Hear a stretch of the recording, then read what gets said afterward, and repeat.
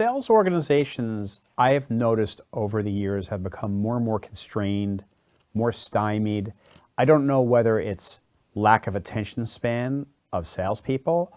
I'm not exactly sure whether maybe it's AI that takes over some of the functions.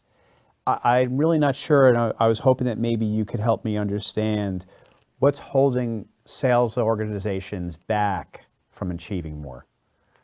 Yeah, another great question, and something that we see on a regular basis. Cliff, I would answer that by saying I see two critical barriers to sales success. Um, First and foremost is what we've kind of alluded to already, and that is setting expectations and holding fast to those expectations. I look at organizations, and sports is that great equalizer. So there's a lot of examples out there, but we can go into football like Bill Belichick, Nick Saban, and look at those organizations, and a lot has been done to study those.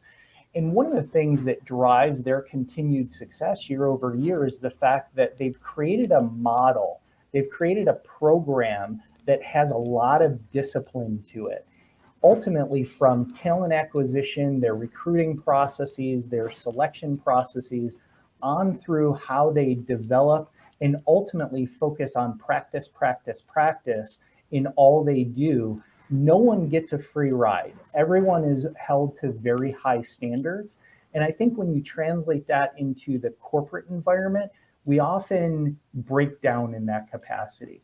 We make excuses. We find ways to be able to avoid those difficult conversations with our employees, make those difficult decisions, ultimately getting people to hold to that high standard or that high bar that we've implemented.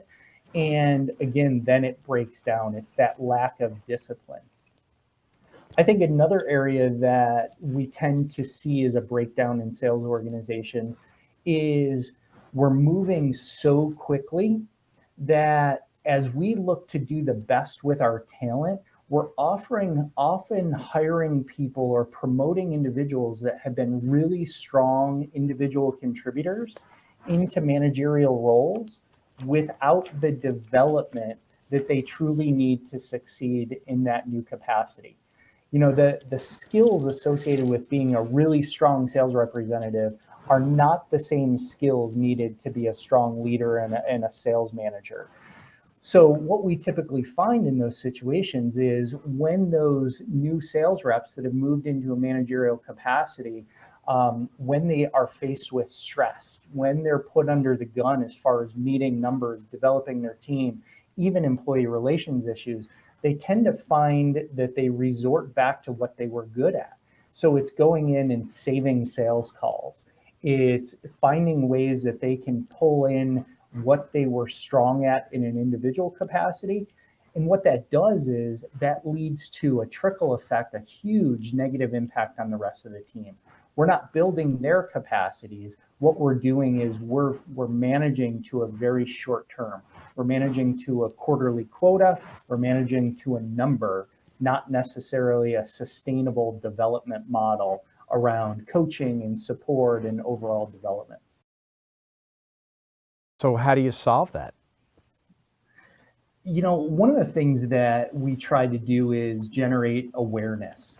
I'm a firm believer, and Ascend is a firm believer in the importance of emotional intelligence. So I look at Daniel Goleman's work around self-awareness and self-management, and it's a lot of that recognition that I think, especially in the sales world, but really throughout functionality, we tend to miss that standpoint of looking inwardly first. We're quick to judge. We're quick to want to provide the answer. And sometimes we struggle in being able to sit back, ask powerful questions, and truly listen with a curiosity or an intent to understand, as opposed to one that is ready to give the next answer or the next response. So we focus in the leadership capacity a lot around soft skill development, around leadership development, around getting folks to be able to tap into their strengths, but also recognize what are the things that they can do to be able to grow those people around them.